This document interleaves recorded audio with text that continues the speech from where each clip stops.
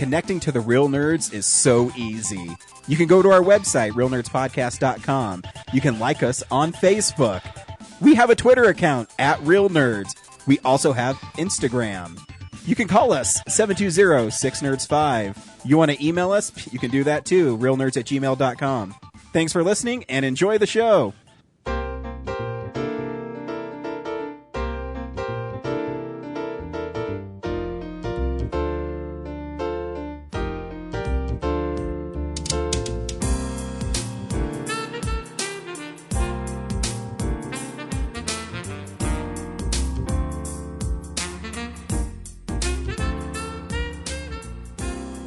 Welcome to Real Nerds Podcast, unofficially the official podcast at Denver Comic Con. I am Ryan. With me is Zach, The Attack, and Brad. To the Bone. Yeah. Where's James? Fucking his mattresses? I don't know. What excuse should we make up to make James feel bad for not being on this week? Well, we just got done feeding the homeless orphans at the Homeless Orphans Soup Kitchen up the street. That's right. And it Real was, Nerd sponsored event. Yep, and you know, everyone was counting on all four of us being there, and James is like, you know what, I'm too good for orphans. Some little bright-eyed little girl came up to you and grabbed your hand and she asked, Ryan, where's James? Yeah. And I said, you know what, little girl who we made up for this story, he doesn't care about you. When James saw the picture of that little boy from Aleppo with the blood coming down his head, oh God, he didn't care. He didn't even know where Aleppo was. He thought it was a dog food, and I just think that's really unacceptable. It's dark. We're It's dark, man. horrible people. Every week on Real Nerds Podcast, we go see a new movie and we podcast our experience of the world. This week, we saw Jack Reacher, Never Go Back. We'll review the movie at the end of the show. We also spoil it, but before we do, we tell you if you should see it or not, and we play the trailer for it. And one or two things are going to happen. You're either going to like the movie or you're not. That makes sense. That's from the movie. Oh. Remember, he's sitting in the diner and he says, two things are going to happen. One, that phone's going to ring. And two, you'll be wearing these cuffs. Fuck yeah, Tom Cruise. I will admit, the amount of time between I've seen this than you guys have, I saw it on Tuesday for victory screening, so my memory's going to be a little fuzzy. Yeah. Yeah. I forgot to ask you, you did CineScore for The Accountant. How did you get picked for that? It was the first showing in the morning at I just walked out and some person just handed me a card and said, hey, can you rate this for me? And I was like, wait a minute, this is those CinemaScore things they say. I didn't realize. I always thought it was a reviewer thing for professionals, but the CinemaScore is actually just people who walk out in the movies.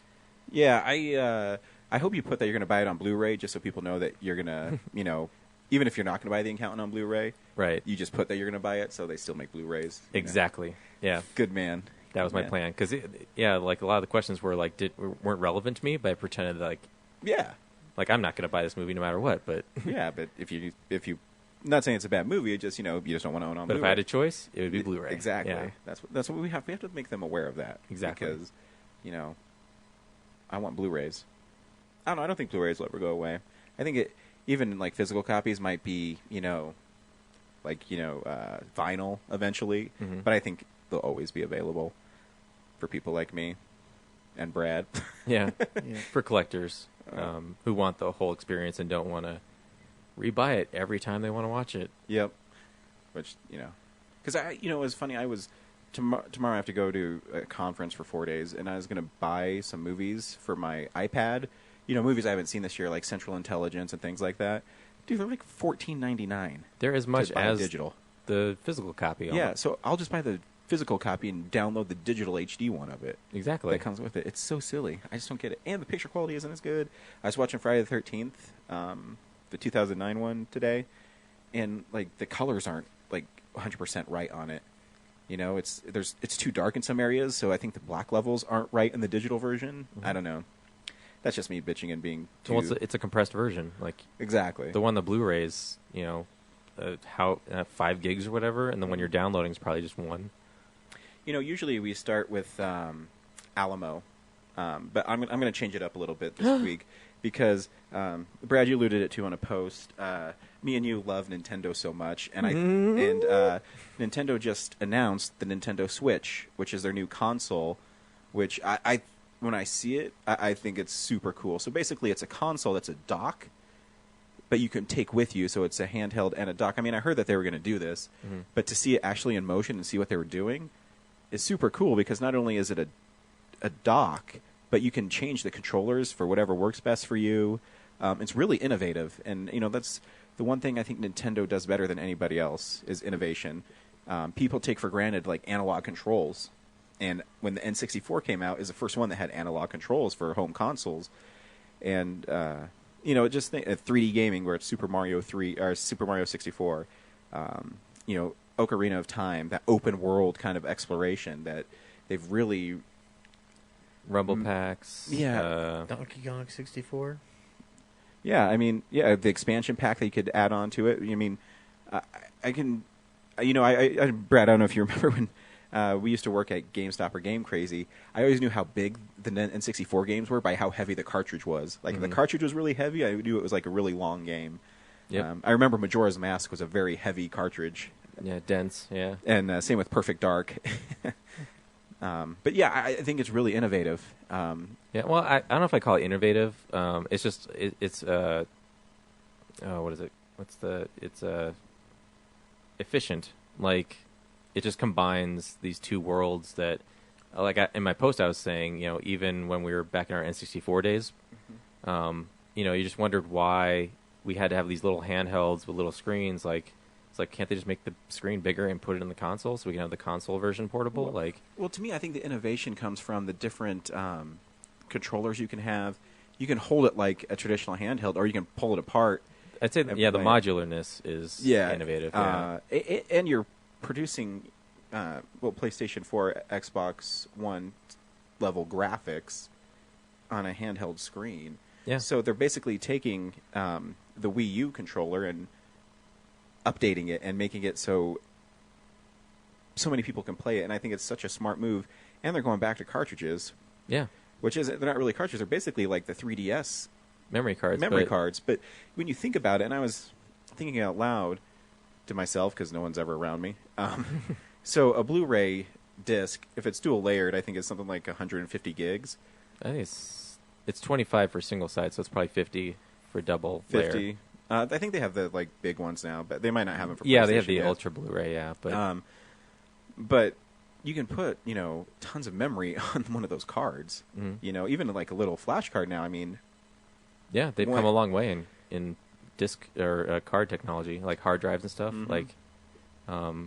Back when the GameCube was around, they were doing DVDs on the PlayStation, but Nintendo went with the mini disc because they said these games don't even fill up a DVD. Yeah. So let's do our own disc. But the same thing with Blu-ray. Yeah.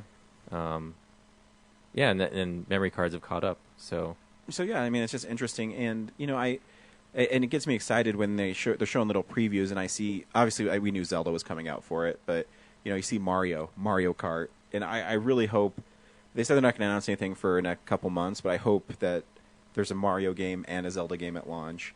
But it seems like they have a Skyrim game coming out for it, so they have third-party support, which I think is a very big thing, because if you can take those kind of games with you on the road, I think is a big advantage. One of my friends, Luke, told me that it's like the PSP. I'm like, no. He's one of those guys who always just is going to pick on something that's because he wants to be negative, those kind of people. Mm-hmm. It doesn't even remind me of a PSP at all. I've played a PSP. So yeah, I'm excited. And I didn't know what they were going to do, and what they're doing is really cool. Yeah, I like it. I'm excited to get one. So yeah, hopefully the pre-orders will be up soon. I'll be pre-ordering it. There's also someone was trying to knock the battery life might only be 5 hours, but I'm like, are you really going to sit on a handheld for 5 hours straight? Yeah, that's the thing too. Well, I'm sure since it's going to be a handheld, it'll probably come with an adapter to plug it in. Yeah, and then someone said well, if you're on a plane for 12 hours, flying across the ocean or whatever, for 5 hours it's not going to carry you. But I'm like, doesn't a 12-hour plane have charging stations for cell phones now? They do. They have them on the floor. Yeah, so you can just, you might have to take a friggin' break. which you should, Yeah. instead of staring at a screen for that long. Yeah, no, hats off to Nintendo. And it's cool, too, because that means that they're still going to develop to the 3DS and still have their handheld separate. But if you want a bigger gaming experience, Yeah. I think it's smart. So It's good on them. It's the handheld experience I've always wanted. Like, Yeah. being able to take the console experience on the road with you. Just imagine, like, when we were at cons and things, like, how great that would have been Oh, yeah. to have waiting in line and stuff all day. Yeah, and I agree. So anytime, I get excited. And I was actually telling my wife, I said, man, we've been together now for like 2 console cycles. That's a long time. She's like, what? Yeah, she's like, talking about? what are you talking about? And I had to tell her, I said, remember, we got the Wii, and then I got the Wii U, and now I'm going to get the Nintendo Switch. Or, What are you blabbing about? yeah, she's like, shut up. Go to work and leave me alone. Okay. She doesn't care about my extracurricular activities. I have so many games going on right now. It's ridiculous. I have Mario Color Splash. I got the Tomb Raider for PS4, and then I got the Batman Remastered. I haven't started yet. The Return to Arkham? Mm-hmm. Nice. I know. I haven't put it in yet. It looks nice. Is it just a better looking version of Yeah. the original, or is So- there more stuff? So it has Arkham Asylum and Arkham City. All the graphics have been remastered, and it has all the DLC on them. And if that's one of my, I know some people don't like it, but one of my favorite things that PS4 is doing is they're going back to all their really big PS3 games and companies, and they're remastering them, and they're really fun to play when they're running at 60 frames per second, and the lighting's better, and the graphics are better, and I think it's cool. And so you can get both the Arkham games. I think it's like $45. Yeah. Well, I bought the dual pack for the PS3. Yeah, I mean, you're not really missing anything. You're just missing better graphics. Yeah. But I don't have my PS3 anymore, and I want to play the Batman games, so I'll put them on PS4 Nice. and enjoy. So yeah. Anyways, we're a movie podcast, but I just thought the Nintendo Switch was really cool. Yeah, that's And, big news. It just got me excited thinking about it and the possibilities. Yeah, I've kind of shied away from gaming for the past few years, so it really has been like under my radar. So hearing like a Nintendo system coming out, just gets my geek Totally juices flowing. Gross. nice. This is what's playing at our favorite movie theater, the Alamo Drafthouse. Hello. Hi, I'm Kevin Smith. Hi, I'm Leonard Maltin. Hi, I'm Mark Hamill. Hi, I'm Elijah Wood. This is Seth Rogen. I'm Christopher Mintz-Plasse. I'm Ron Starr. Welcome to the Alamo Drafthouse. On Monday, they have AGFA Real 1 Horror Party. Sure, don't know what that is. I think it's one of those goofy, I think I saw a preview for it when I was there last. It's like homemade horror films or something. No, it's from the American Genre Film Association. They pick random films, and they're not going to tell you what they are. And then you have to vote on which one you like the most.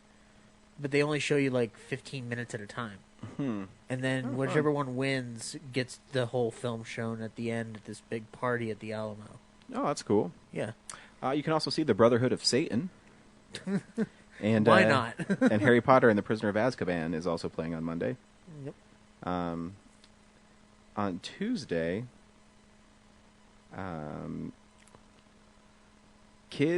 Kizumonogatari Part 2, I think that's what it is, the Bram Stoker's Dracula Feast, and I Saw the Devil, which I heard is a very different horror film. On Wednesday, The Graveyard Shift presents A Lizard in a Woman's Skin. I love the title of that. The movie looks really cheesy, but I love the name. I'm always a big fan of B-movie horror titles. I mean, I think I told Microwave Massacre. Is Yeah. all you have to. well, actually, I really love the name too. A Girl Walks Home Alone at Night. I think Yep. it's a really cool name for a vampire film. So I hope they remake it, American version, so I don't have to watch subtitles. A girl walks alone. Yeah. Henry, Portrait of a Serial Killer, which stars The Rook. Michael Rooker for the late person. Yondu? Oh, we got some trailer talk for this week. Oh, yeah. Eric Red is going to be presenting 2 movies on Thursday. Up first is going to be Body Parts, and that'll be followed by 100 Feet. I do love when the Alamo has directors come in and do Q&As. It's always fun. Oh, fuck. I don't want to buy Jack Reacher tickets this week. Harry Potter and the Order of the Phoenix is playing on Friday. Harry Potter and the Half-Blood Prince is playing on Saturday. Also on Saturday is Dismember at the Alamo, 2016. We had Kendall on a couple weeks ago, and she said people's biggest complaint is last year was artsy-fartsy horror films. And then when she said Steve picked it, I wasn't surprised. I mean, his favorite movie was Inherent Vice, guys. Come on. Just kidding, Steve. But so if you don't know what it is, there might not even be any tickets left, but it's 3 horror films, and you don't know what they are when you go in. It's just random. And last year they had The Reanimator and the director Stuart Gordon there, so you never know what they're going to have. So it's always cool. And I think it's like $25. That's not bad for 3 movies. What are you going to do if one of them's Friday the 13th and Sean Cunningham's there? Yeah, well, I mean, if I didn't have to work, and I mean, if I knew I was going to get off in enough time, I would go do it. And if there's still, I mean, I still could. I mean, if I get done right at 10, then I can make it there. Or even, I guess, 11.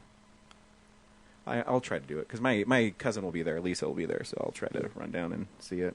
But last time I checked, there's only like 10 seats left. Right. But then you do all that, and it's not Friday the 13th and Sean Cunningham. Then what do you do?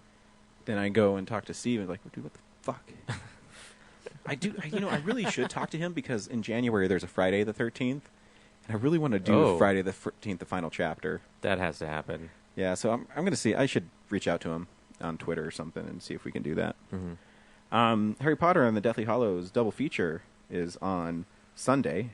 Those 2 movies, guess the running length of those 2 movies. 6 hours? Pretty close, 5.5 hours.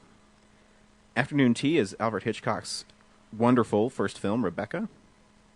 Nice. If you've never seen Rebecca, you should. That's his first film? Yeah. His first American film. Yeah, 1940. And his only one that was ever nominated for Best Picture, correct? Yep, correct. No, wait, no, Psycho was nominated for Best Picture as well. Was it nominated for Best Picture? Yes, it was.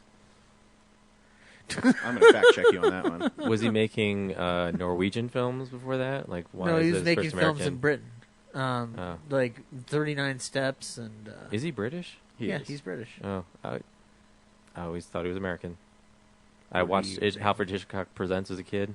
Didn't notice. Good evening. He just sounded like he had a really proper accent. He wasn't like, "Good evening. Now we're going to watch some horrible tales."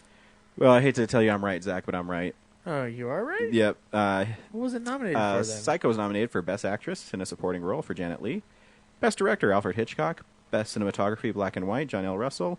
And Best Art Direction, Set Direction, Black and White, Joseph Hurley, Robert Clatworthy, and George Milo. Oh, well, I'm wrong. Sorry. I don't know why people try to, go trivia with me. Maybe Brad's the only person who beat me in trivia. I tried. I failed. And you failed. A lot. Such is my life. Go choke yourself. Yeah. I have a belt you can hang to a door, on a door. Can you turn away from the mic when you do that? Yes.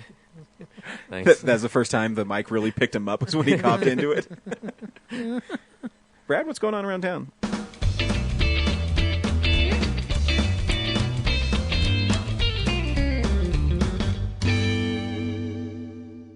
All right, Midnights at the Esquire this week is they're going all out on that Rocky Horror Picture Show. So it's not even like a every other week thing. It's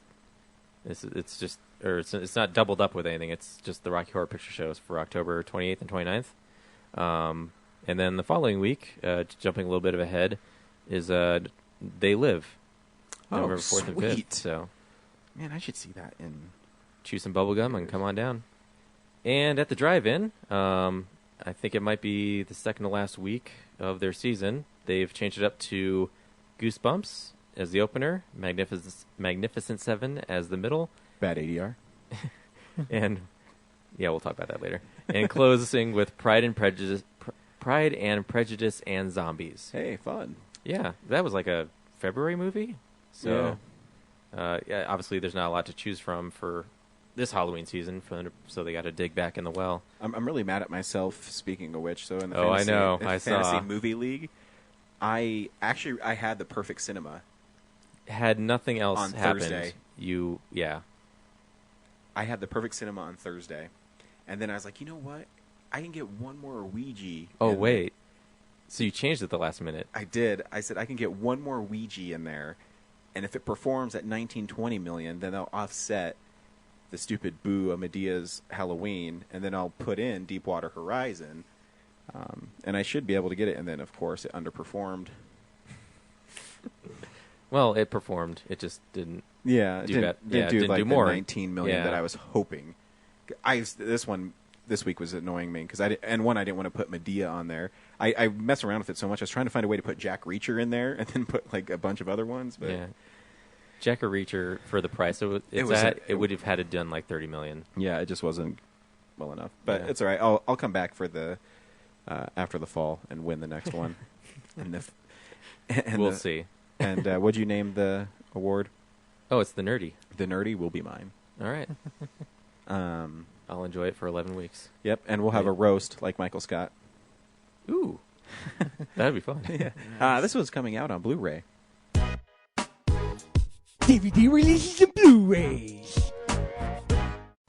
The 4K triple set of Ultra HD of Batman, Superman, Mad Max, and San Andreas. That one seems tacked on, but what do I know? Gotta get these San Andreas copies out there. Did you see that? Like they have an ultimate collector's, like an ultimate collector's edition of Batman Superman coming out from Amazon. Yeah. It's like I don't thought think people there's- hated that movie. Yeah, I don't think there's anything new on it, though. Yeah, it's just a fancy box with extra shit. Yeah. They don't. People are so stupid. I know I always bring this up, but there's a time where Rotten Tomatoes had the worst comic book movies of all time, and Spider-Man 3 was number one. Like, really? Worst comic book movie ever? That's not even close. Not even close. That's when they say Batman Superman is, the worst comic book movie. No. No. There's problems with it, but it doesn't mean it's not fun. Lights Out, which is the horror film, it's pretty good. Scream Factory is releasing The Exorcist 3 on their collector's edition. Which apparently has the work print. Yeah. I think it's it. Yeah, there's a cool interview with them on Blumhouse's website where they talk about how they were able to get it. Those people at Scream Factory work really hard to bring sometimes shitty movies to the masses. Nerve, that awesome Dave Franco film. That fucked us over in the last season of Fantasy Movie League. Yeah. That 1 week. The Mad Max High Octane anthology is coming out, the collector's edition, so you can get the Chrome one is included in that.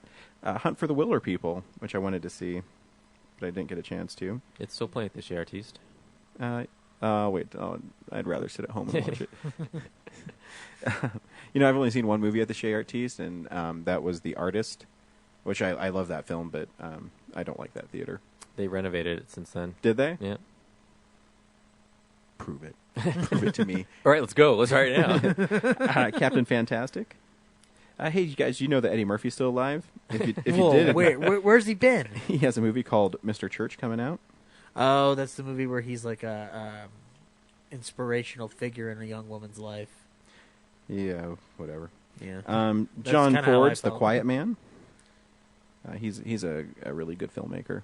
And a quiet man. Street Fighter 2 on Blu-ray, the anime. The Executioner is coming out on Criterion. There is a new Talladega Nights coming out, which has a bunch of new special features, and I think it has a theatrical and the unrated cut on 2 separate discs, so it probably loses... Like, I have the old one, so it probably won't be as compressed.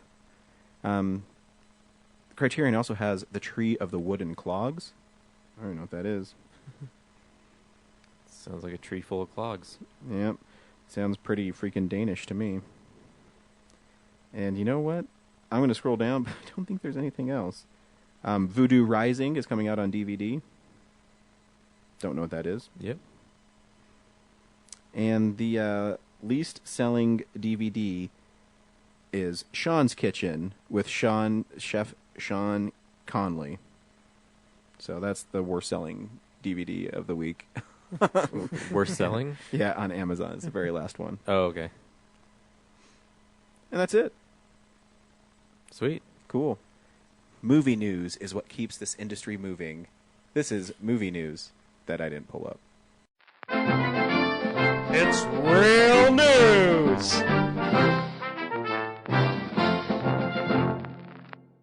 while you pull it up, I've got one off the top of my head. Nice. So Deadpool 2 has lost that's its director, which is quite disheartening because I feel like I listened to the commentary on Deadpool, and it seemed like Ryan Reynolds and it's Tim what? Tim Miller. Tim Miller. I had Tim League in my head, so I was like, no, it's not it.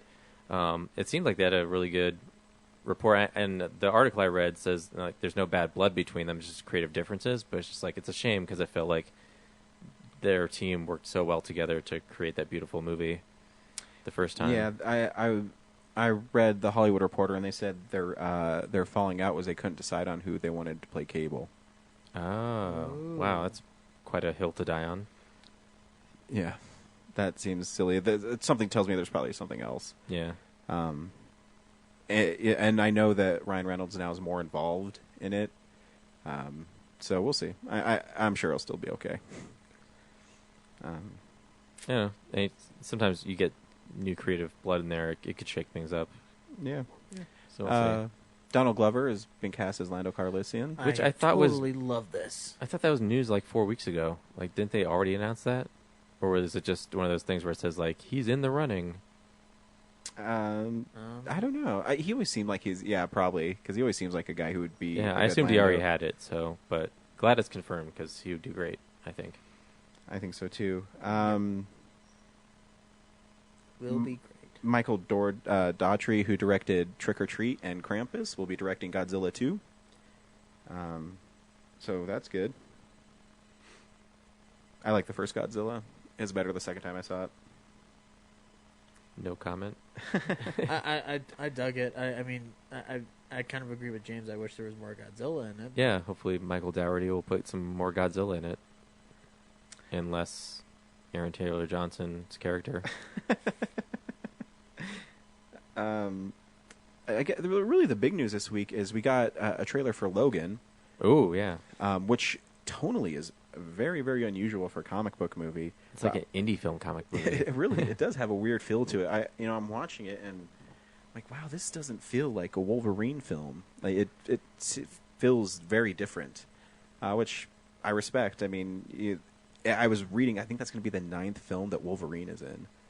Can you believe that? Fucking shit, dude. Yeah, time flies. Yeah, because he's in every single X-Men movie, and then he has his 2 solo movies, and this will be his 3rd Wolverine. So yeah, that's span 9. Of, what, 16 years? Yeah. And so, I've always said, some people don't like getting burdened with playing the same character, Daniel Craig, as James Bond. But, dude, if you make money off of it and you're still able to do your other stuff because of the notoriety you get by playing these characters, I don't know why you wouldn't do it. Like, is it really that hard to take $25 million to make a movie? Or they're offering, I think, Daniel Craig $50 million to be James Bond 2 more times? So $50 million a movie. Is it really that hard on you? Fuck you, dude. There's so many people in this world that could take $50 million. You know what I mean? Yeah. But you just don't want to run around and shoot a gun and say one-liners? Fuck you. You're really going to be that big of an asshole? No, I'm serious. You're going to be that big of an asshole?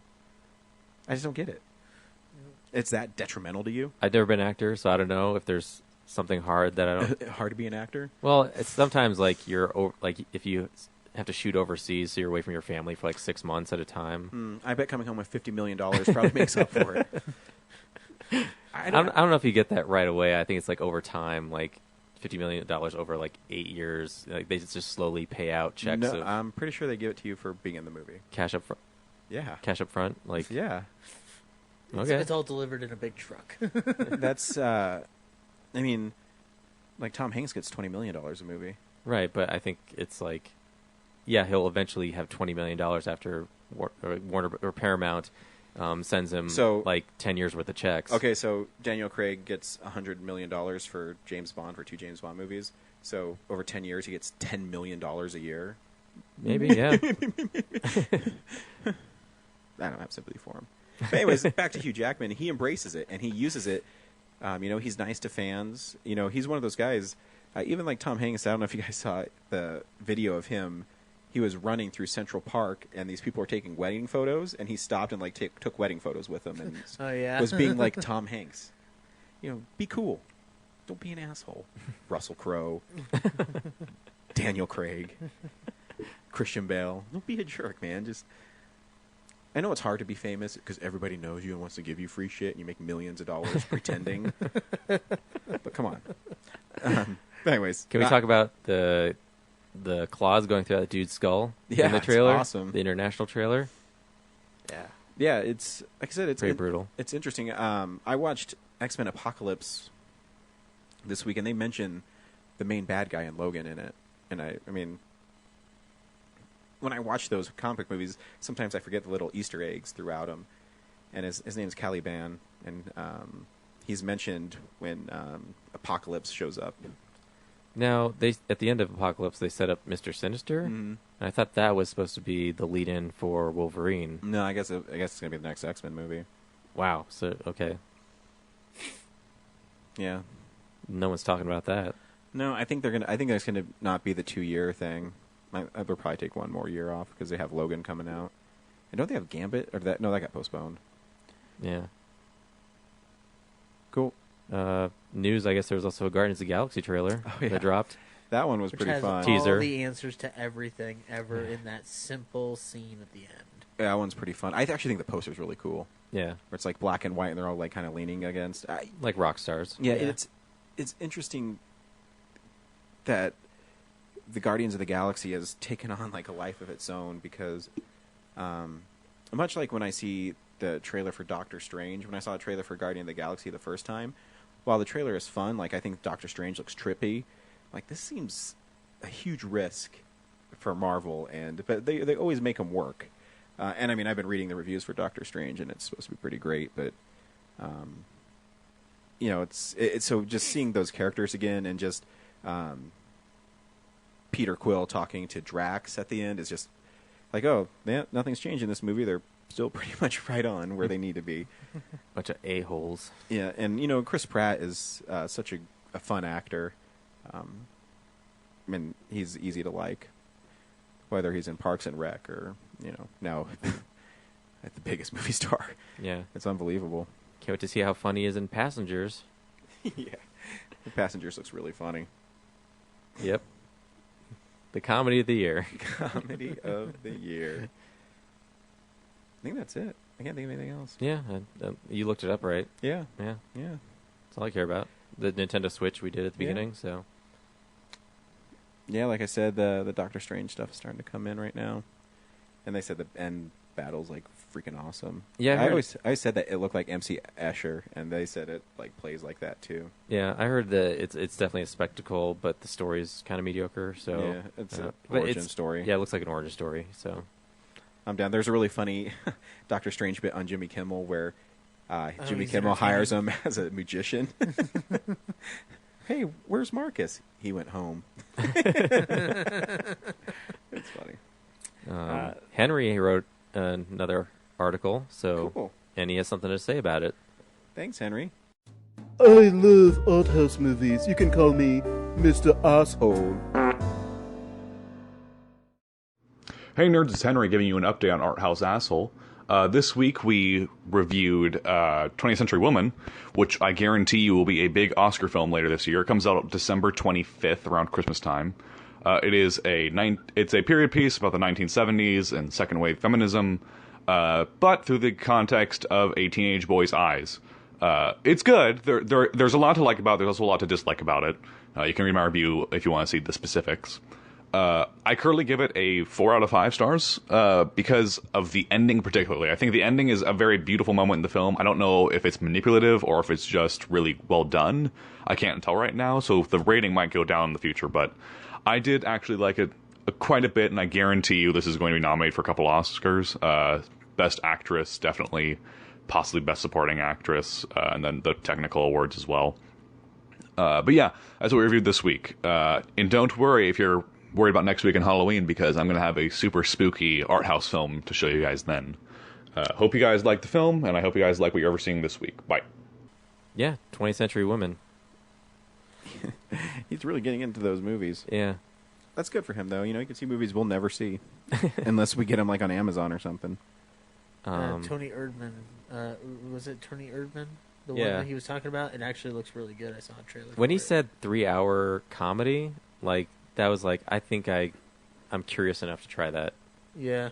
You know what? Does anyone else think it's weird that did you see the trailer for Nocturnal Animals? Like, it looks like cool, but I don't. It looks like one of those independent movies that drives me crazy. Like, it's too weird for its own good.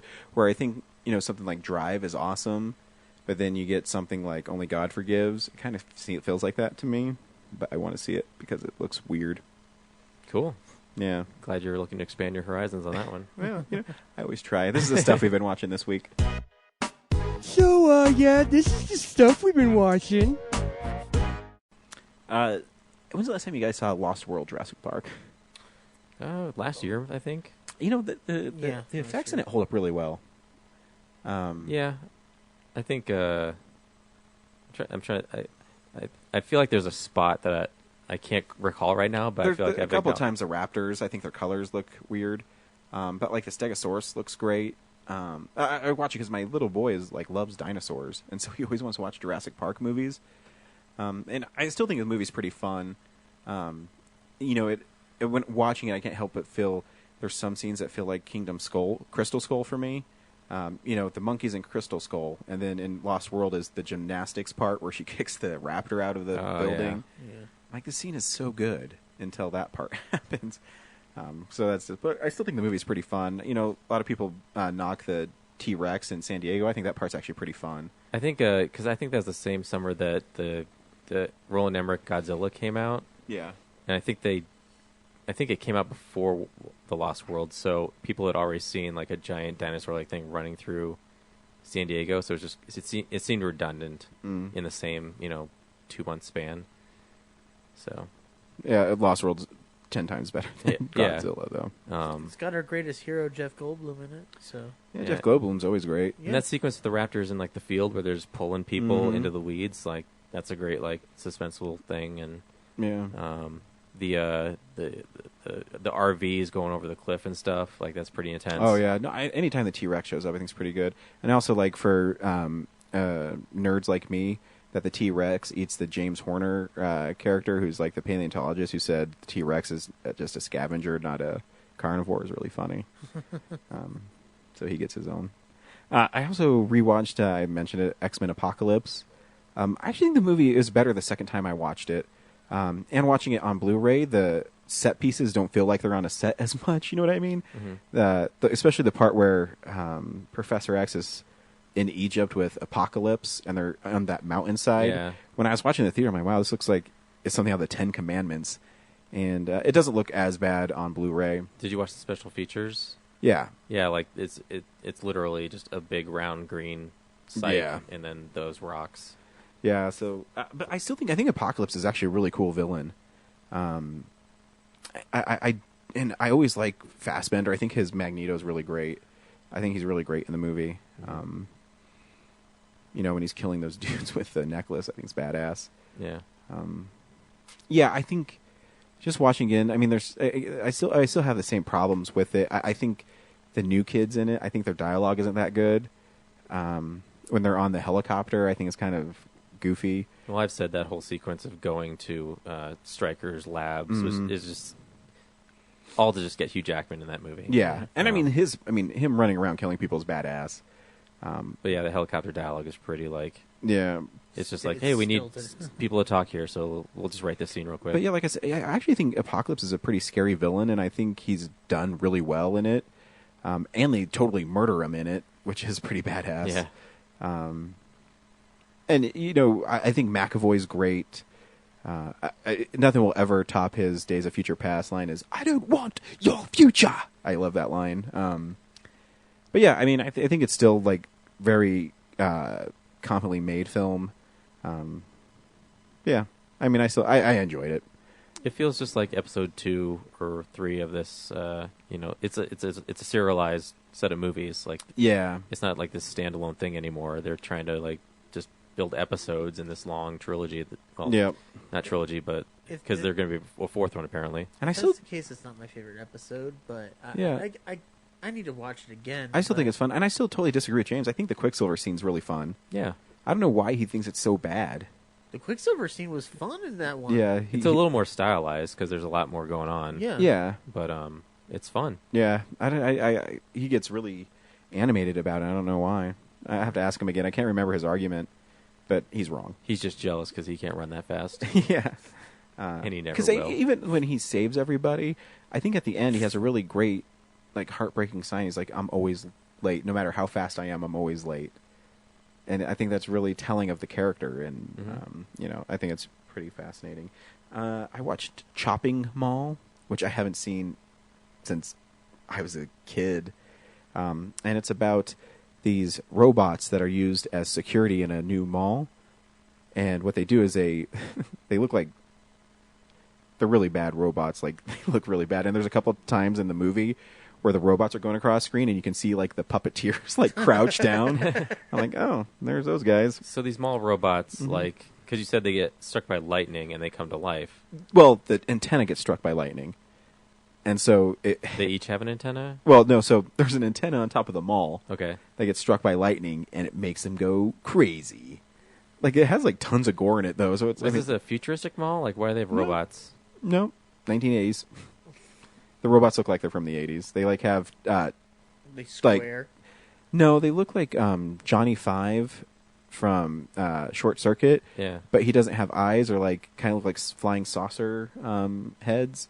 And they're not quite as advanced, because they still have, like, the tank tracks on them. Are they designed to help people, like, move merchandise around, or No, so their whole purpose is security. So if they see somebody stealing something, they okay. shoot them with, like, a taser. Except when they get struck by lightning, for some reason they shoot lasers. So they're a bunch of robotic Paul Blarts. Exactly. And when they kill people, they go, "Thank you and have a nice day." When they kill people? There's, like, this great scene where this, like, chick is running from one of them, and she turns and looks at him, and it shoots her, and it hits her in the head, and her whole head just blows up. And there's, like, these really funny, like, gratuitous nudity shots. Like, the girls will, like, literally turn to the camera and take their tops off. I'm like, wow, not even trying to hide it. But it's still, like, an 80s kind of B-movie charm to it. You know, the robots are practical, so they're still, like, driving around and doing stuff. So I mean, I appreciate that in the film. And as long as you get past the cheesiness, it's a pretty fun movie. And I think it's like 78 minutes, so it goes by really fast. So it's not even an investment of time. No. So we have robots that shoot people. Is there any chopping going on at the mall? Man, Does anyone get chopped? They do chop off some people's arms With lasers? They have, like, how do they do? I don't remember. Like, they Please slit tell me dudes' it's a throats. It's like a robotic arm with a big cleaver knife on it. No, Right? I think they're buzzsaws or something, if I remember right. Oh, that's even I better. really watched it on Monday. I can't remember. I'll watch it again because it's part of the Vestron collection, which is I used to go to Blockbuster all the time, and remember they used to have, if they weren't straight to video cassette horror films, they were like horror films that made $50,000, and they always had really cool covers, and the covers were never, like, lived up to the film. But so basically Vestron was bought by Lionsgate, and now they're doing a collection of movies like Scream Factory. So they have really cool special features in it. This movie has 3 or 4 commentaries. Wow. So I mean, I'll listen to a couple of them and see how it goes. So if you want to get them, I was reading they're really limited and they're really expensive. They're like $28 on Amazon, but I think they're only making 3,000 of each movie. So make sure you get them if you're interested in that stuff. The last thing I watched is The Shallows with Blake Lively and a great white shark. What did you think of the camera praising Blake Lively as if though she were a goddess? I don't think there's anything wrong with it. I actually Of thought course that there's not. She's a beautiful woman. I actually thought the movie was pretty interesting, and I thought it was pretty well made, and I thought it was shot really well. I think the cinematography was really good in it. It was shot on a beach, and the scenery is beautiful. The cinematographer used like really soft blues throughout it in the water and stuff, and so it looked really nice. And there's times I thought the shark looked amazing. Other times, because it's I think it cost $15 million to make. Yeah. So sometimes the shark was average, but there at the end when the shark is chasing her, it looks pretty awesome. Yeah, it's literally her being harassed by a shark. Yep. and her dead mom, her belief in her dead mom saving her. Spoiler. I don't think her dead mom saves her. I think she's hallucinating. Still, it's And cheesy. And she's on a yeah. There's some cheesy parts in it. It's definitely a B movie. But I think when the spoilers, when the shark hits the spikes at the end, I think it looks pretty badass. I think it looked pretty sweet. I still think, I don't know. I think those movies should be rated R because it's not scary to me to see like a shark like grab somebody and go underwater, unless Steven Spielberg's making the movie. Yeah. Because even then, I mean, in Jaws, when that little boy's eaten, I think is like terrifying, and all you really see is like water and blood come up and like the shark turn over. In this, they show you a little more, but I don't think it's as scary. So, I mean, Spielberg's obviously a better filmmaker, but yeah, I mean, I liked it, and you know, I'm never going to complain about seeing Blake Lively in slow motion. And that's another movie. I think it was like 85 minutes too. It's a short movie too. Yeah. Yeah, that's what I watched this week. Zach, I know you saw Trumpland. Yeah. So you read. I We know you can read. It's official. did. Barely. Yeah, unfortunately, I wasn't able to make Shaq Reacher this week, so I wanted to watch a new release of some kind, and And you chose Trumpland? it was the only one that I could get on demand. Oh, you did on demand. Gotcha. Yeah. So I watched Trumpland. It's a concert movie, No. and Is he just standing on a stage, like saying everything he wants now? with a Hillary banner in the background. So he doesn't even go out and like do testimonials or anything. He's like a stand-up comedian. Well, at this point, that's actually a fair assessment because at this point, I think he is. Well, turning into isn't the stand-up. premise of it? And you can correct me if I'm wrong. Didn't he invite like Donald Trump voters in, and Yeah. he like basically asked them to tell him why they're voting for him, and he would just like tear into him basically. Oh no, not that part. The part about inviting the the Trump voters, the vote Trumpers. The vote Trumpers, It's the name of my high school band. the deplorables. The deplorables. No, he invited them in just to hear his case for why Hillary should be nominated, and I'm not going to get into the politicking of it. Well, But- your review pissed one person off big We time. know who it pissed off, and I'm not even going to dignify it with I always freaking think it's so response. ironic that person always gets mad about what other people post, and he tries to play it like he's bipartisan, and he's not at all. I've gotten into arguments with him about it all the time, where he tried to tell me that I'm a Republican, and I told him, "No, I'm not. It's what it is. I'm not racist." It's what it is. But anyway, the movie the movie itself. You know what's funny is like it's unlike the last film that he made, which was the Where to Invade Next. That one was more of a quiet European type of movie. This one's flat out old Michael Moore doing what he was doing best in the 90s, which is being loud, being proud, doing what he's doing. My favorite part of that movie, though, I gave it a fairly decent review, but as far as being a Michael Moore movie, it's not my favorite because he's not doing what he's creatively done best over the course Can of his you career. separate the politics from it, though? Yeah, I can, because I just find it funny. Like, I don't agree with Capitalism, a Love Story at all. I don't think capitalism is a terrible thing. But, so anyway, that's my review of Trumpland. I also got to go to the Alamo Nightmare on Elm Street Marathon. Oh, that's right. I sat through all 7 films, never fell asleep once.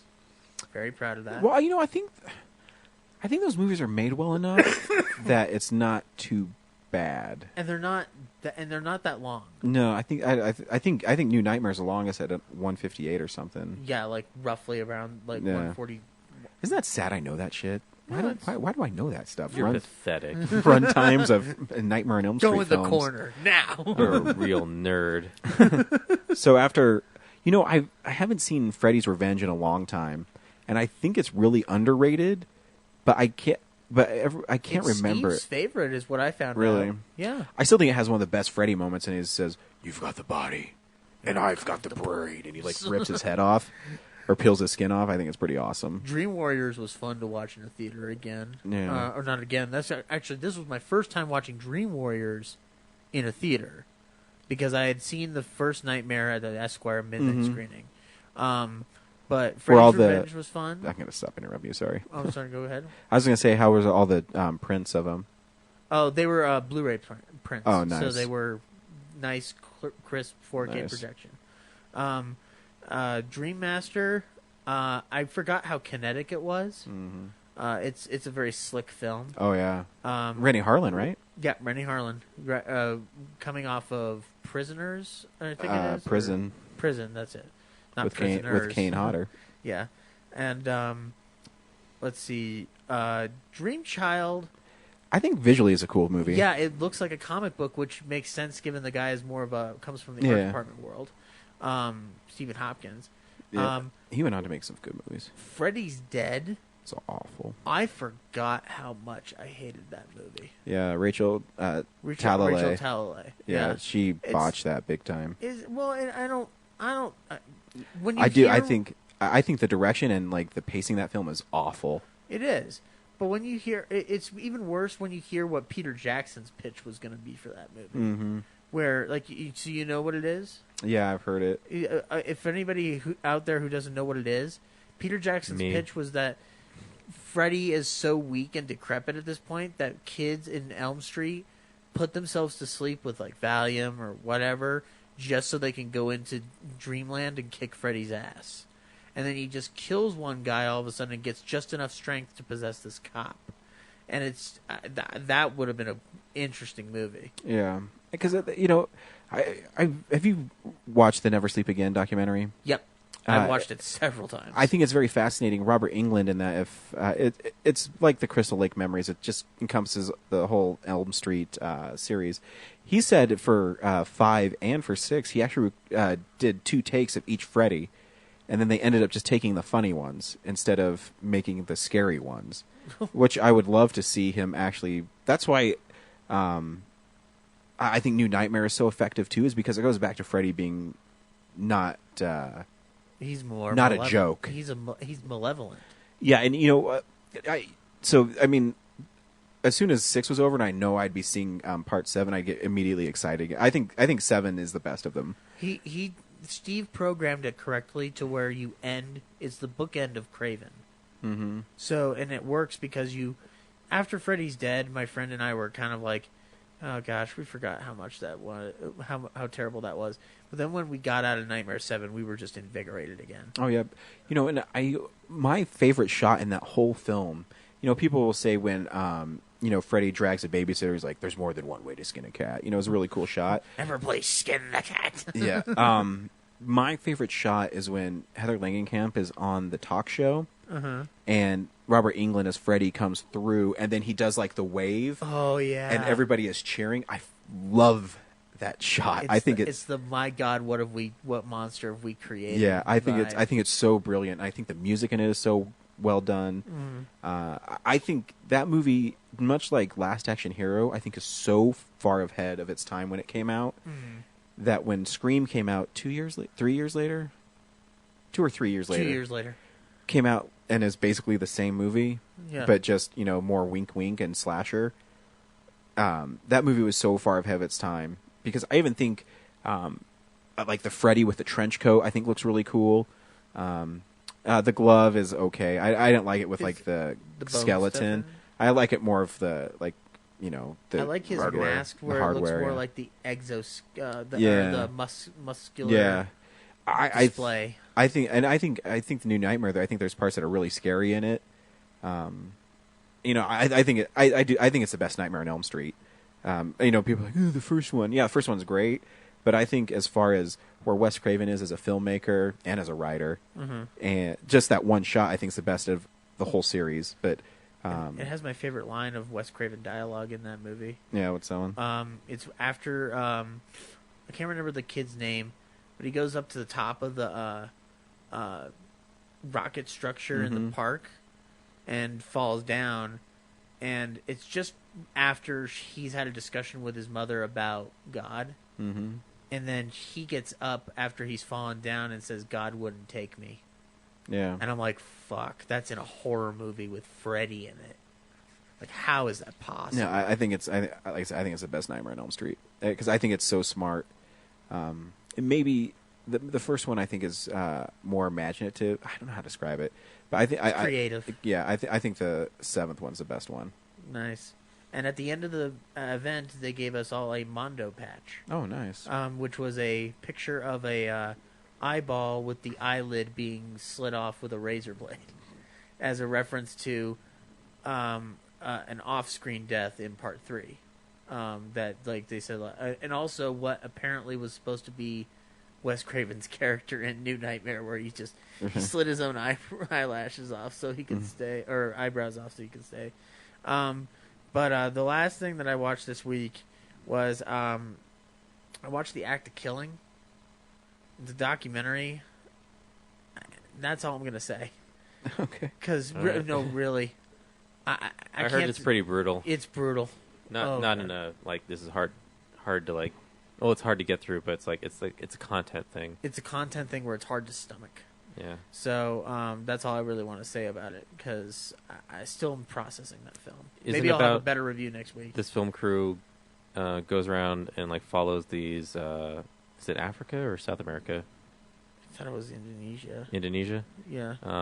These tribes in Indonesia, and like follows and like films all these brutal regimes. Yeah. Right. Yeah. Yeah. Yeah. It's. God, I picked the wrong one to end on my segment. Way to bum everyone out, Zach. Yeah. So that's all I watched this week. Cool. Brad? I watched a ton, and I forgot to write stuff down, so I'll do my best to remember everything. I watched a quiz show, not actually this week, but a couple weeks ago. It's been a long time. Yeah, it's on Netflix.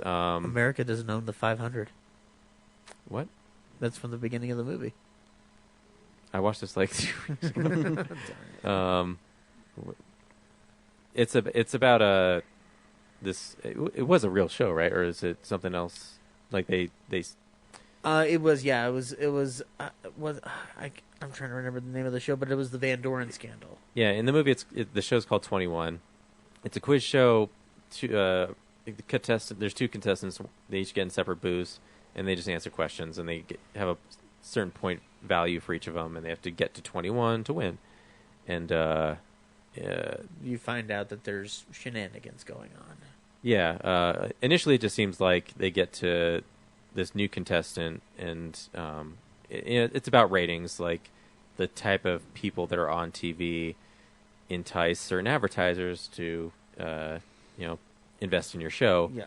And it's really sad that so John Turturro's the current reigning champion, and then Ralph Fiennes comes along, and he's an educated man. But he's just enamored with these quiz shows. And he's curious about these quiz shows. He finds them interesting, and but the show is looking to do a shakeup because they're tired of John Turturro winning. The advertisers are they're like just arbitrarily done with Turturro, and a little bit has to do with him being Jewish. So they want a more Christian-looking man selling Geritol and winning. And so in order to keep Ralph Fiennes winning, they start feeding him the answers ahead of time, and that's the scandal, is in order to sell Geritol and elevate the profits of NBC, I think it was. NBC, yeah. Yeah.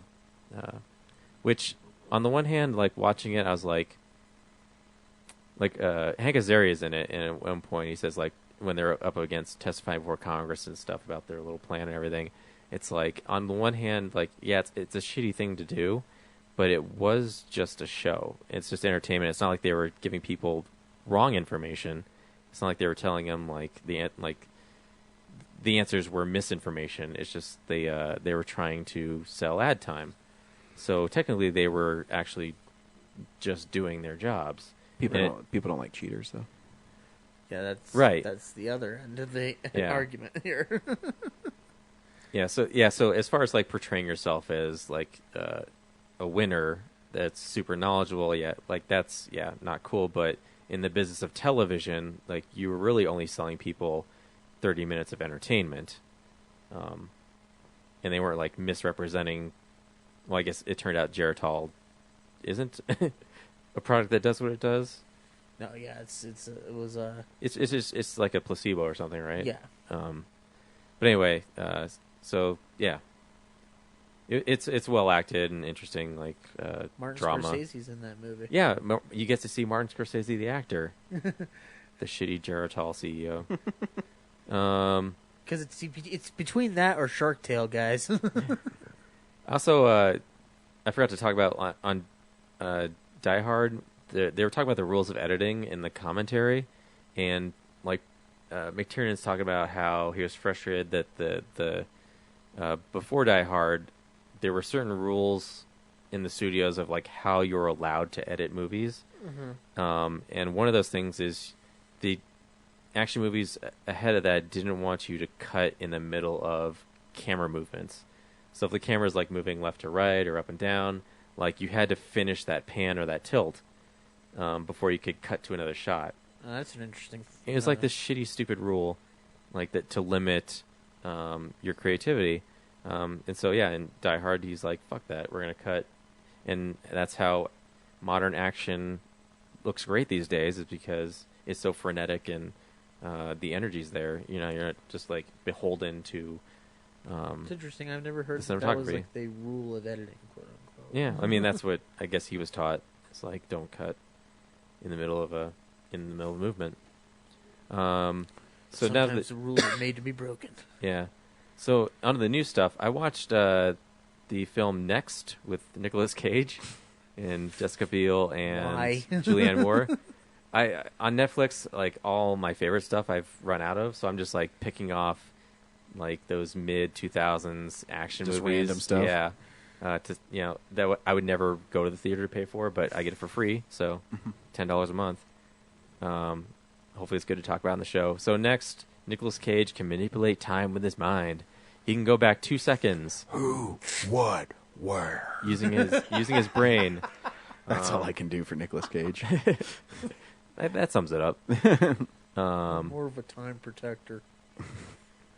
Yeah, he's sort of using that power to gamble at casinos, and so while he's gambling, he manages to thwart a robbery. So things will play out, but then he's able to like backtrack and then go and stop it. And then Julianne Moore is like, I don't know, the head of the FBI or something, some government agency. They want his power because they have chatter that there's a nuclear threat coming to America, so that they're trying to harness his power. Meanwhile, he's just trying to hit on Jessica Biel because he had this premonition. Isn't he like 30 years older than she is? Yeah, it's creepy. Not to say that that's wrong, but it's hard to watch in the movie. Hey, Jessica Biel.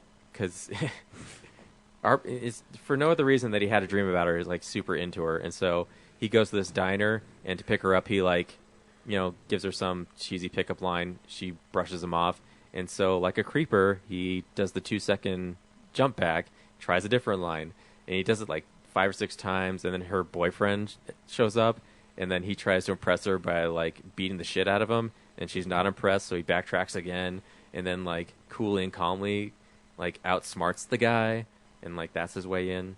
And so yeah, from then on it's just about like trying to run off with her, and then the government's trying to track down him, and then finally the really weird part is they defeat the bad guy, and he uses his power to like he's running at him, and then he's able to like matrix it where he's like layered over himself, and he's jumping over himself, like composited. It's like, oh, I guess he has this power now to like multiply himself, or is this like a representation of 2 seconds over and over again at the same time, so we don't have to like watch it like the diner scene again? And then they beat him, and then they walk out to the deck of the ship, and the nuclear bomb goes off, and they failed. And you're like, oh shit, how's this movie actually going to end? And instead, it goes back to when he was banging Jessica Biel, when he finally takes her to bed, and he decides, like, I have to let her go so that all the trajectory of events that just happened, this is how I get us to the nuclear bomb not going off. And then you don't get to the nuclear bomb resolution. The movie just kind of, like, he goes to talk to Julianne Moore and tells him like, "Okay, I'm going to work for you," and then the movie ends. Yeah, weird ending. Franchise? Yeah, not very climactic for that action movie. And then I watched. Okay, so I watched Sphere, the Dustin Hoffman, Sharon Stone, Michael Crichton, Samuel L. Jackson adaptation of his book. And then I followed that with arbitrary, like just not even trying, Event Horizon. That's two different movies? No, they're very much the same movie. Because Sphere is about them going underwater to this alien ship and finding a sphere embedded in it that is able to control their minds and make them paranoid and tries to kill them. And that's Sphere. But it's not as like violent though. It's not as demonic and violent as Event Horizon, but it's pretty much the same premise underwater. Right? Sphere, because it makes sense because they're going into a place underground. Yeah. And if you've never seen Event Horizon, it's that same premise in space. Sam Neill is this doctor who I thought he was like heroic, but watching it again, like right away, he's pretty shitty. Yeah, like he's a bad guy, trying to like kill kill all all these people. Years. Lawrence Fishburne is the ship or the team captain.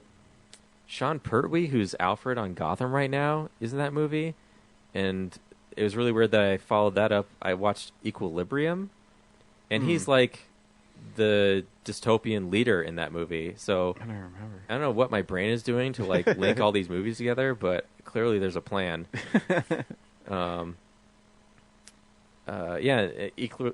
Equilibrium I haven't seen in a long time, but that's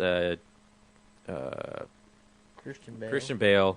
It was billed as like the other Matrix, but I don't think it is. I don't think so either. Like the action is, it doesn't have the bullet time, but it's like the clerics in the movie, which he's one of them, are able to just like their skill set of how to like how to kill their enemies like in the most optimum way. So they're able to move a lot faster and more precise. That's about as close as it gets to the Matrix. Otherwise, it's like a 1984 thing where everyone's repressed with like these, there's no war and everything's peaceful, but everything's super bland and all art is disallowed. And it's gotten to the point where the father, the ruler of the land, is like, you don't even haul in they're called sense offenders. So if you feel anything in your life, you're hauled in to get reconditioned. But at this point, it's just like kill on sight. And then Christian Bale skips his drug dose for a day, and he eventually Sean Bean's in it, and obviously he dies, and that's kind of what like sets up Christian Bale off on like he has to kill his partner Sean Bean, and Sean's like reading a book and like, do you have any idea like how beautiful art is and stuff? And so it's a cool movie about how fascism can take hold and like go too far and stuff. And I also watched so I went to the drive-in and it was awesome because I was the only one there. That's pretty awesome. Yeah, like I never expected that to, like I figured at least one other, like eventually two other cars did show up, but that was like for the other two movies. But the first one I had to watch was Storks, and I got there a little late, so I didn't like get the setup for it. But was it awful, or was it not too bad? It's just such dopey like kid pandering humor. Dorpy. Yeah. I was like dorky and dopey at the same time. And if you're really into babies, like it really celebrates how cute babies are. But what's his name from Popstar? Andy Samberg? Andy Samberg plays the main stork, and I didn't remember anyone's names. Kelsey Grammer is the boss stork. They've switched over from delivering babies to package delivery. And I think the part I missed explains this, but I assume it was just for profit. Like it, made more money than delivering babies, and he wanted to turn it into like a bigger company. And then there's an orphan girl who never got delivered. Danny Trejo plays like her stork. He's kind of like a fuck up. And she's tasked with delivering like the first baby that was created in a long time through their factory. She teams up with the Andy Samberg stork, and they go on just silly adventures trying to get that baby delivered. And meanwhile, there's this other family of 3. The little brother wants another brother, and so they're trying to... I guess it's in the lore, like if you set up a target on your house, like that'll draw the storks to drop one off for you. So I guess the kid was an introvert, and so like building this little target on their house like gets the mom and dad to stop being workaholics and like bond with their son. So there's that storyline going on, and they all come to a head. What? Didn't follow any of that. It seems really complicated for a kids movie. I mean, there's a lot of just like zaniness going on, so I was kind of in and out on it. And I told you I missed like the first 5 or 10 minutes, so there's probably some setup that explains a lot. But essentially it boils down to like this orphan girl trying to like she's always wanted to get back to her family. The Andy Samberg stork, I think he's just trying to be a better employee. And Kelsey Grammer stork, he doesn't want to do baby delivery. He wants to do package delivery and make billions of dollars. Yep, that's all I got. The storks.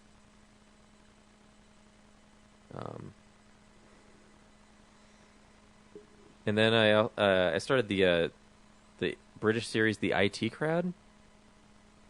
Am I the only one on that one? I don't even know what that is. It's a sitcom, British sitcom. Chris O'Dowd and Richard Ayoade. He was in The Watch, the guy with the glasses and the fro. Oh, yeah. Yeah, and then they have a third character. I forget the actress's name, but she gets hired to this IT department, but she doesn't know anything about IT. So the other two are like frustrated that their boss is going to be like this girl who doesn't know anything about what they do. Meanwhile, they have like a Michael Scott idiot boss overseeing the company. Halfway through the series, they get rid of him, kill him off, and replace him with an even more like promiscuous, like sex addict of a boss. So he's always trying to like take the female character out on dates and like hit on her and stuff. Meanwhile, he's making all these dumb decisions about the company. But I thought it was pretty funny show.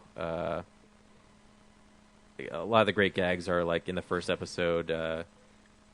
The Moss character, the more nerdy of the two, he like if something breaks in the office, like they flip the object over and it says "Made in Britain," so everything that breaks is like got a "Made in Britain" tag on it. It's funny, and then he accidentally starts a fire, and like I think all the episodes where a fire starts, they just let it burn, and so it's, like the desk is just on fire half the time, and at one point the boss comes down and they're trying to hide it, so they just build like a cardboard computer monitor and like frame the fire, and the boss comes down and says like, "Hey, cool screensaver," and like just walks by. So yeah, it's just kind of dorky nerd humor and stuff.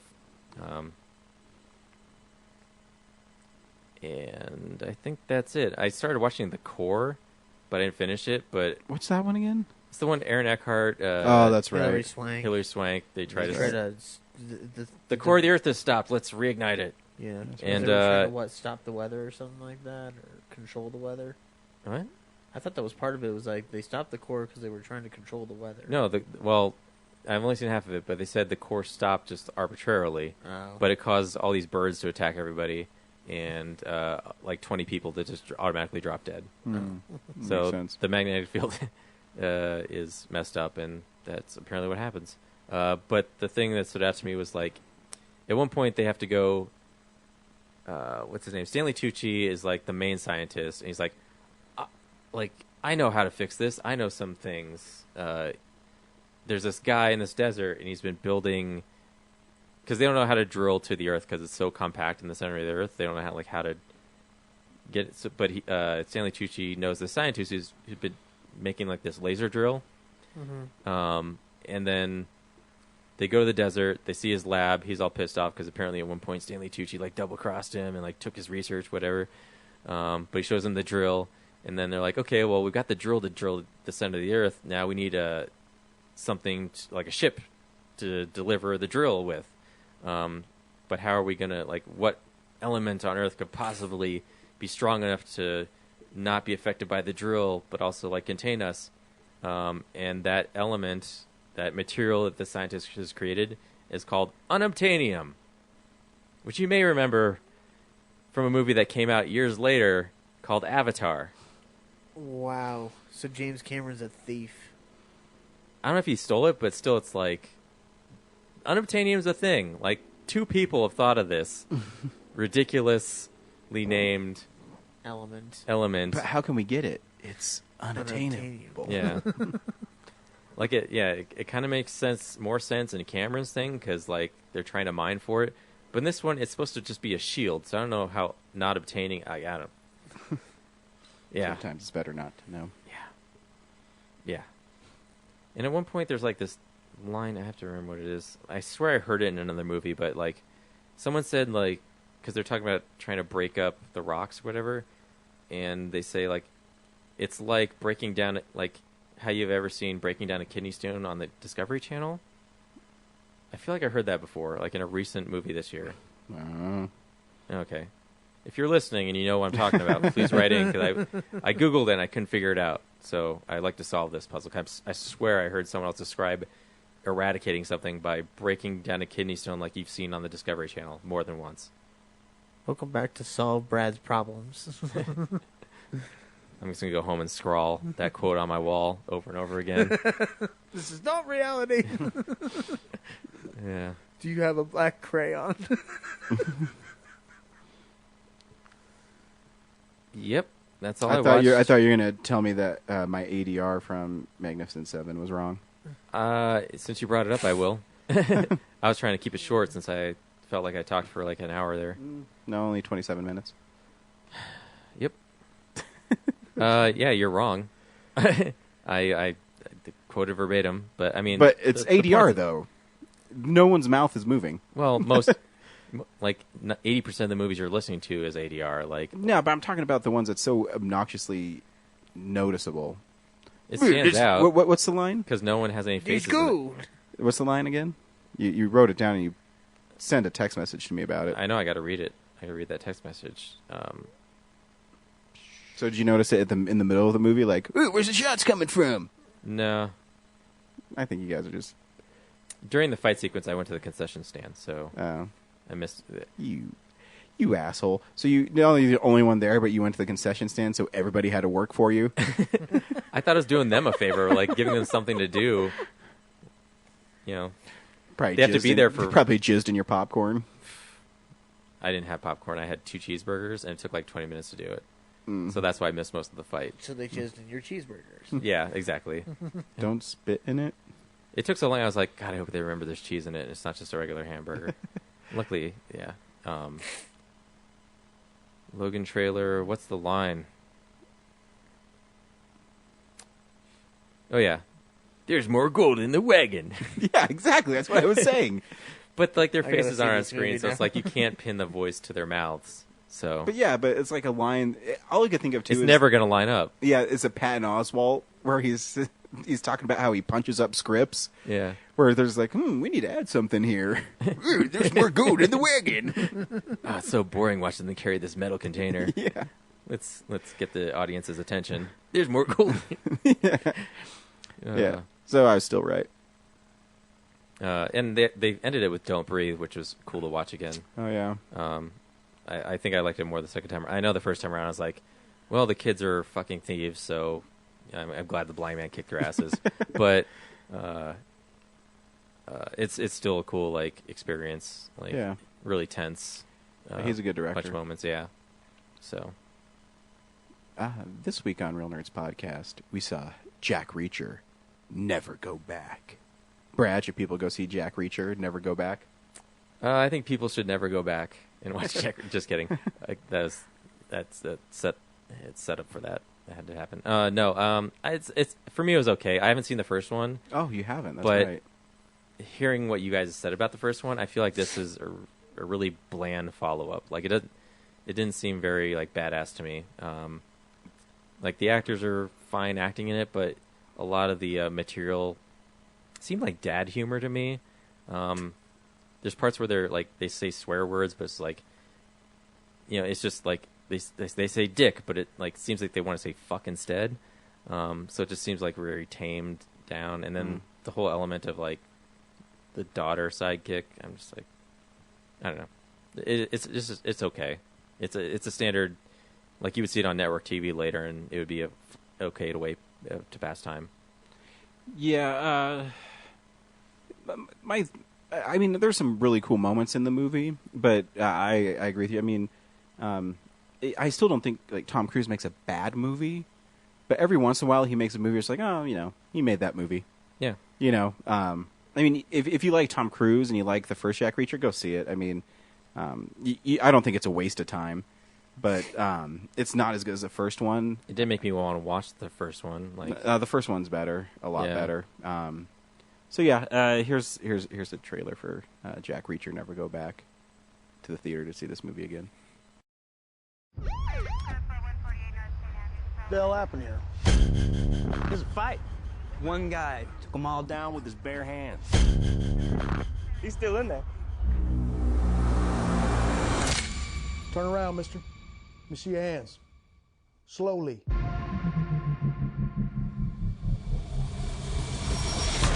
Aggravated assault is a felony in this state, Mr. Reacher. Process him and get him to county. Two things are gonna happen in the next 90 seconds. Excuse me? First, that phone over there is gonna ring. Second, you're gonna be wearing these cuffs on your way to prison. Well, that is one magnificent prophecy, Mr. Reacher.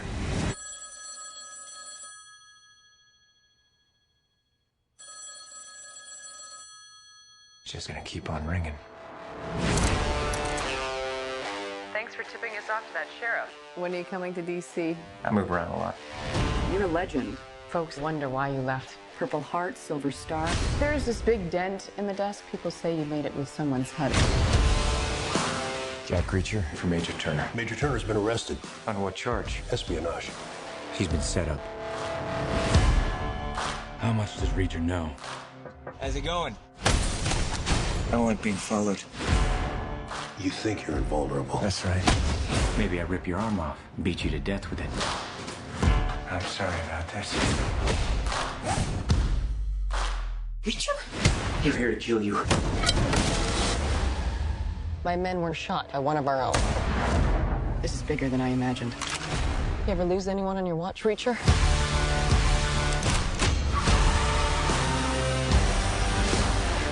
You're a dead man.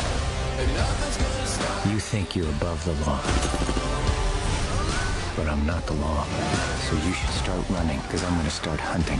And when I find you, I'm going to kill you all.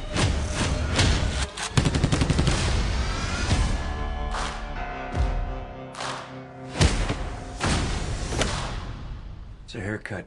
All you guys go to the same barber? I just thought I'd do the joke for you, Brad. You did better, actually. Thank you. So was the problem no Werner Herzog? Well, the villain is quite. There's a.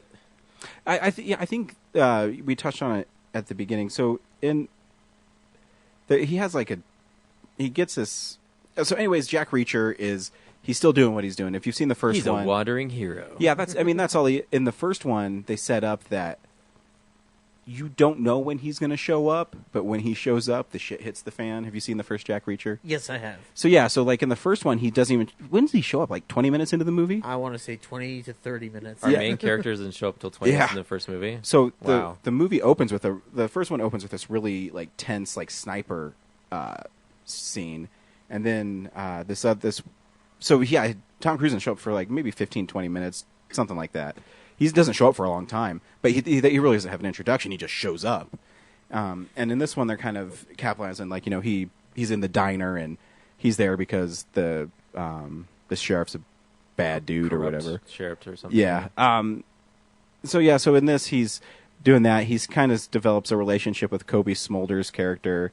As a result of Major Taylor, because she kind of sends him out on missions, but he didn't know that he didn't expect a woman.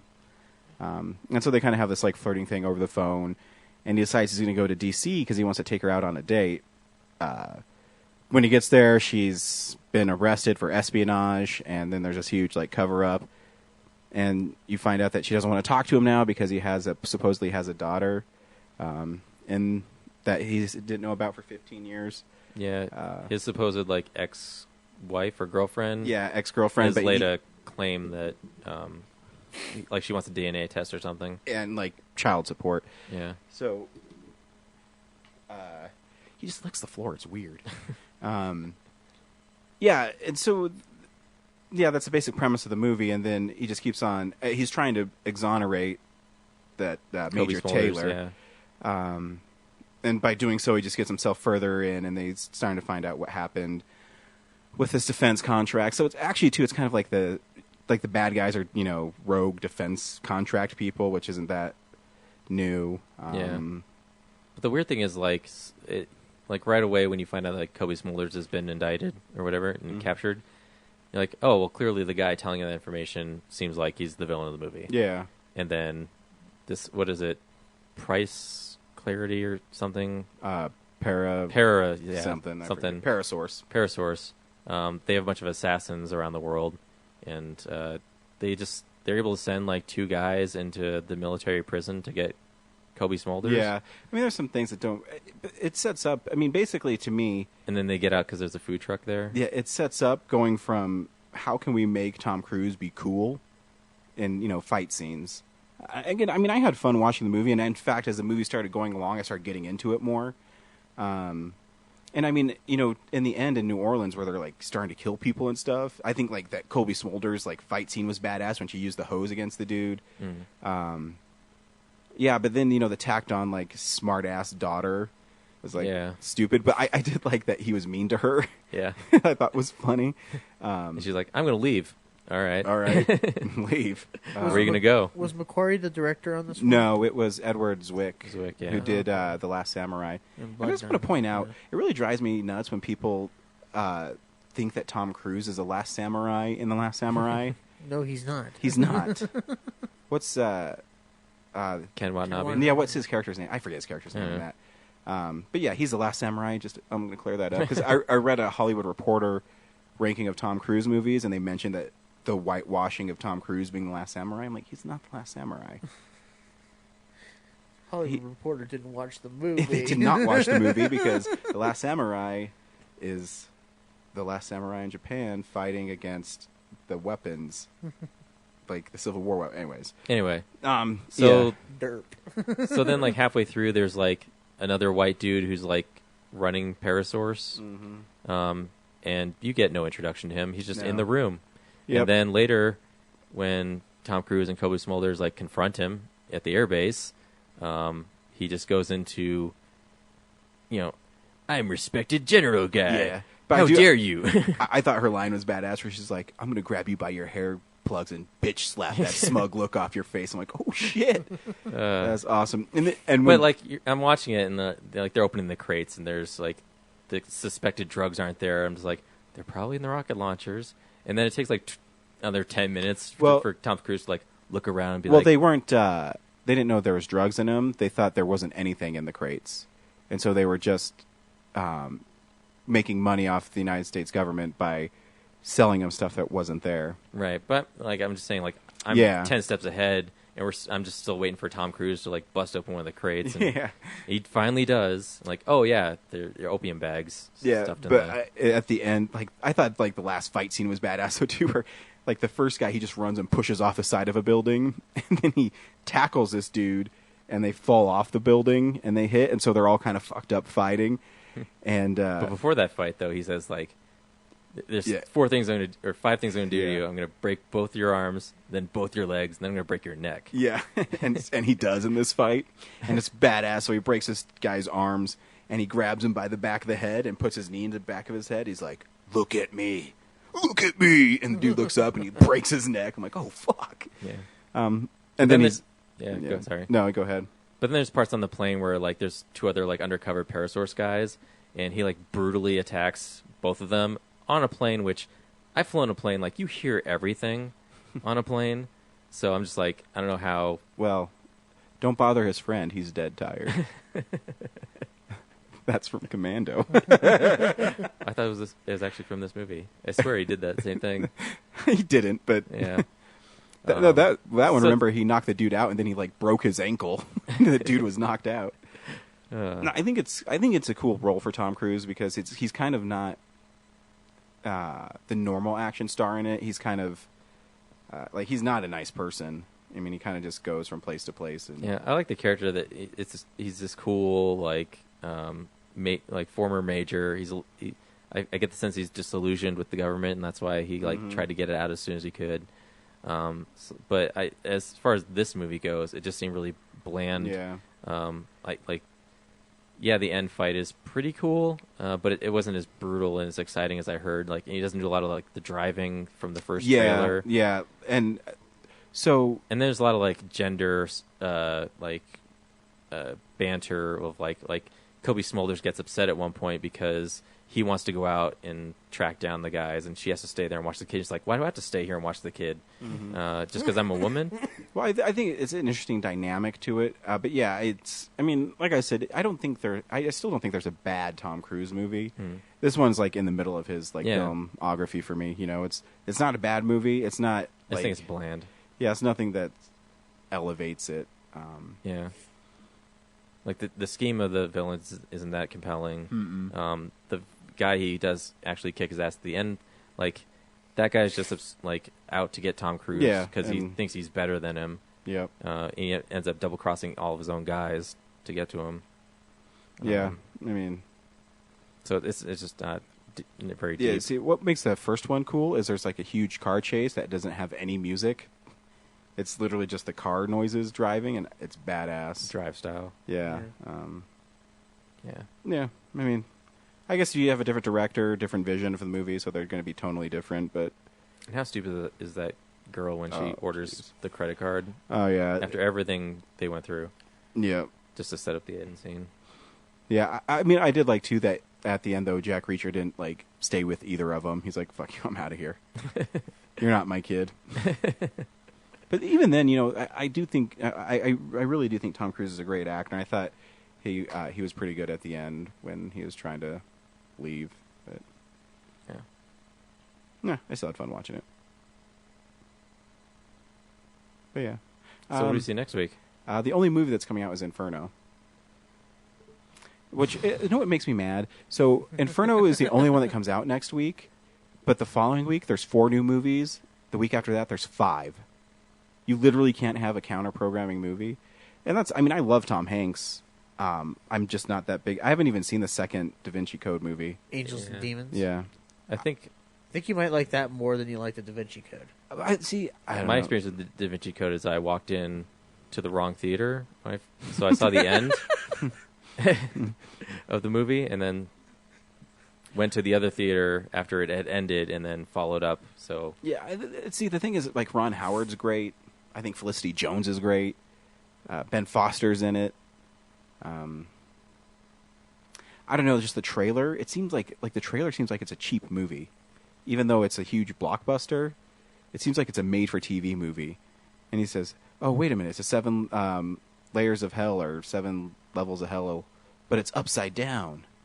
They are kind of shifting it in and out of time on that trailer, like what they're editing together. So. And I mean, Ron Howard's a great director, but yeah, we'll see. We'll see. I mean, I know we can see it or we can do something else. I don't care. And is Tom Hanks Doctor Who? Because like in each of the movies, he has like a female companion. Yeah, I don't remember. He's like James Bond. I guess Indiana Jones. I guess I go to Best Buy. I think they have Da Vinci Code and Angels and Demons on one Blu-ray for like $7.99. Yeah, I mean, I maintain you might like Angels and Demons more than you like the Da Vinci Code because Angels and Demons is a little bit more tight. Yeah, I mean, I thought the book was awful of the Da Vinci Code. I don't know why that's so popular. It literally had the chapters in that book where it'd be like 2 paragraphs. Roughly, yeah. This is bad. So I don't know. I like Tom Hanks. So you like both Toms. I do like both Toms. You're just full of Tom. Yeah. Thanks for listening, guys. We'll figure something out. We'll tweet it. We'll post it. Maybe there'll be some specialty, like limited release film. Maybe we can figure something slide out too. Yeah. I did hear that Night of the Living Dead got a 4K restoration. So I don't know if that'll release here, but hopefully they'll put a real Blu-ray out for it. Yep. See you next time. Bye. Bye. Or hear you next. You hear me next time. Wait a minute. It's got to be your bowl. Bye. Bye.